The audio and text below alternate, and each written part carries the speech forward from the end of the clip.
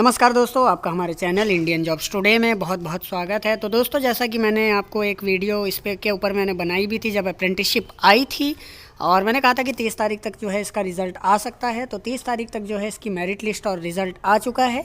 तो जिन भी कैंडिडेट ने HL लखनऊ के लिए डिग्री डिप्लोमा अप्रेंटिसशिप के लिए अप्लाई किया था तो उनका रिज़ल्ट आ चुका है, वो अपना रिज़ल्ट चेक कर सकते हैं। ये लिंक मैं डिस्क्रिप्शन में आपको दे दूँगा, वहाँ से आप जाके आसानी से अपना रिज़ल्ट चेक कर सकते हो।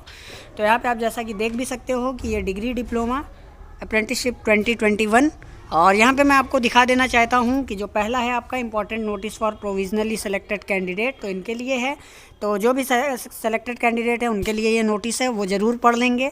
फिर बात कर लेते हैं कि डाउनलोड डिप्लोमा रिज़ल्ट। अगर आपने डिप्लोमा पे अप्लाई किया है तो आप यहाँ पे डिप्लोमा रिज़ल्ट पे क्लिक करेंगे, और अगर आपने बीटेक के लिए अप्लाई किया है, डिग्री मतलब बीटेक अप्रेंटिस के लिए, तो यहाँ पे डिग्री रिज़ल्ट है, यहाँ पे आप क्लिक कर सकते हैं।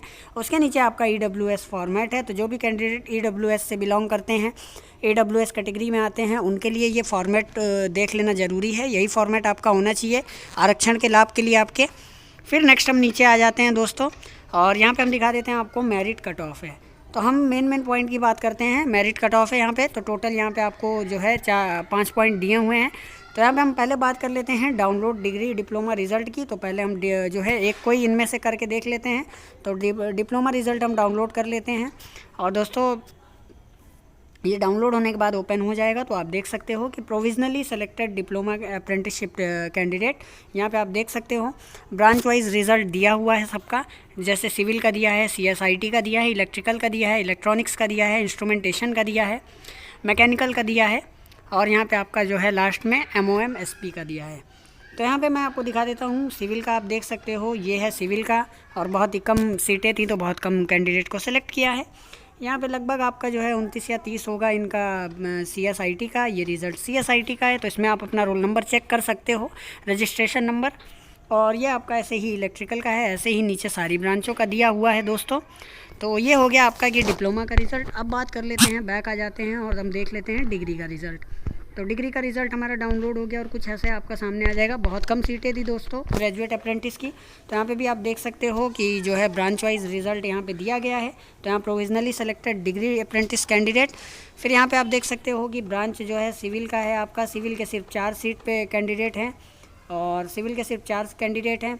यहाँ पे आप देख सकते हो कंप्यूटर साइंस IT के भी 4 कैंडिडेट हैं। तो बहुत सीटें कम थी डिग्री वालों की, डिप्लोमा वालों की अच्छी खासी थी। इलेक्ट्रिकल की भी बात कर ले तो यहाँ पे आप देख सकते हो सिर्फ 6 सीट है, और यहाँ पे आपका जो इलेक्ट्रॉनिक्स है उसके लिए भी 6 सीट है। तो ये हो गया आपका डिग्री का। तो जिन्होंने डिग्री का भरा है वो इससे चेक कर सकते हैं, ठीक है। और फिर यहाँ पे आप नीचे से देख सकते हो मैकेनिकल ब्रांच, इसका भी यहाँ पे दिया हुआ है। तो सारी ब्रांचों का एक ही में दिया है, अलग अलग ब्रांच का कोई अलग अलग PDF नहीं है। तो ये हो गया डिग्री का रिज़ल्ट। फिर थोड़ा सा बैक आते हैं, EWS सर्टिफिकेट फॉर्मेट की बात कर लेते हैं। तो EWS सर्टिफिकेट फॉर्मेट जो है वो आपका कुछ इस तरह से होगा। आप देख सकते हो गवर्नमेंट ऑफ जो भी है, name and address of the authority issuing certificate, annexure 1 के फॉर्मेट में ये होगा दोस्तों। और ये आपका इनकम बेसिस सर्टिफिकेट होता है एक तरह से, ठीक है। तो ऐसे आपका EWS का जो सर्टिफिकेट है वो इसी फॉर्मेट में होना चाहिए, तभी ये मान्य होगा। फिर नेक्स्ट हम आ जाते हैं दोस्तों मेरिट कट ऑफ की, जो मेन पॉइंट है हमारा। तो इसको भी हम डाउनलोड कर लेते हैं और दिखाते हैं आपको। तो जो भी graduate apprenticeship merit cut off की बात कर लेते हैं, तो ब्रांच की बात कर लेते हैं, कैटेगरी की बात कर लेते हैं दोस्तों। तो जैसा कि आप देख सकते हो सिविल ब्रांच है। सिविल ब्रांच की जो है जनरल की 88.7 गई है, SC की 86.9 गई है, बाकी कैटेगरी जो है वो नॉन एप्लीकेबल है। फिर कंप्यूटर साइंस एंड IT की बात कर लेते हैं। तो यहाँ पे भी आप देख सकते हो कि इनकी भी 93 गई है जनरल की, और OBC की गई है 81.27। फिर इसी तरह इलेक्ट्रिकल की बात कर लेते हैं। तो इलेक्ट्रिकल की 88 गई है, EWS की, UR की गई है 91.9, OBC की गई है 89.6, और SC की गई है 84.1। बाकी जो ST कैटेगरी है वो नॉट एप्लीकेबल कैंडिडेट। फिर इलेक्ट्रॉनिक की बात कर लेते हैं, ऐसे ही 81.35, और UR की गई है 92.9, OBC की गई है 90.7, और SC की गई है 75.9। ऐसे ही यहाँ पे ST का जो है कोई भी कैंडिडेट यहाँ पे एप्लीकेबल नहीं है किसी भी ब्रांच के लिए। सेम इसी का मैकेनिकल में भी आपका है 86.15 जो आपकी गई है वो गई है EWS की, और जो जनरल की है वो बहुत ज़्यादा गई है 94। OBC की भी लगभग 89.5 गई है। देन आपकी जो है SC है उसकी 88 गई है। अब बात कर लेते हैं diploma apprenticeship merit cut off की। तो यहाँ पे आपको दिखा देते हैं, ब्रांच है, कैटेगरी है। तो ये आप देख सकते हो। तो इसकी हम बात कर लेते हैं। यहाँ पे क्या है, ब्रांच की बात कर ले तो सिविल ब्रांच की बात करते हैं। तो सिविल की भी आप देख सकते हो EWS 84.9, UR की मतलब जनरल की 92.99, OBC की 87.52, SC की गई है 80.48 और जो आपका ST है वो नॉट एप्लीकेबल है। फिर नेक्स्ट बात कर ले computer science and engineering IT की, जिसमें EWS की 73.19 गई है और आप ऐसे देख सकते हो EWS की 73.19, UR की 78.92, OBC की 75.37, SC की 72 और ST की बहुत कम 66.13 गई है। फिर ऐसे ही इलेक्ट्रिकल की बात कर लेते हैं। इलेक्ट्रिकल की जो है EWS की 80.91, UR की 85.18 और जो आपकी OBC है 82.88, SC की 80.38 और ST नॉट एप्लीकेबल। फिर ऐसे ही इलेक्ट्रॉनिक्स ब्रांच की बात कर लेते हैं तो EWS की 77.89, जनरल की 85.55, OBC की जो है 83.03 और SC की आपकी जो है 78.27, बाकी जो ST है वो नॉट एप्लीकेबल। फिर इंस्ट्रूमेंटेशन की बात कर लेते हैं तो 66.89 EWS की गई है जो कि बहुत कम है और UR की 78.93 गई है। OBC की EWS से ज़्यादा ही जा रही है हर चीज़ में तो 74.35 गई है। SC की 71.1 गई है और यहाँ पे नॉट एप्लीकेबल ST। फिर नेक्स्ट की बात कर लेते हैं तो मैकेनिकल की दोस्तों 76.91 गई है EWS की और जनरल की जो है 81.21 गई है और OBC की 79.25 गई है और SC की जो है आपकी वो है 75.27। ऐसे ही आपका जो ST की है वो है 80.15।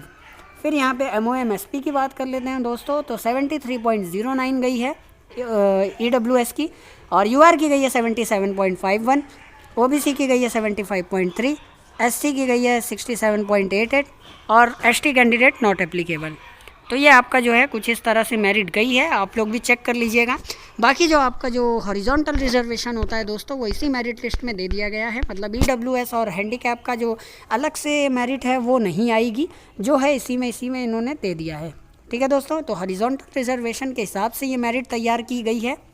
ठीक है, तो ये हो गई हमारी मेरिट लिस्ट। अब बात कर लेते हैं फर्स्ट जो पॉइंट था कि important notice for provisionally selected candidate. ये थोड़ा सा लंबा पॉइंट है तो यहाँ पे मैं आपको बता देना चाहता हूँ जिन भी कैंडिडेट का सिलेक्शन दोस्तों हुआ है तो वहाँ पे जो है अगर आप डिप्लोमा कैंडिडेट हो मैकेनिकल इंजीनियरिंग वाले तो वहाँ पे देख सकते हो आपकी रोल नंबर वाइज 17003 से 17506 तक 2 नवंबर को DV होगा उनका।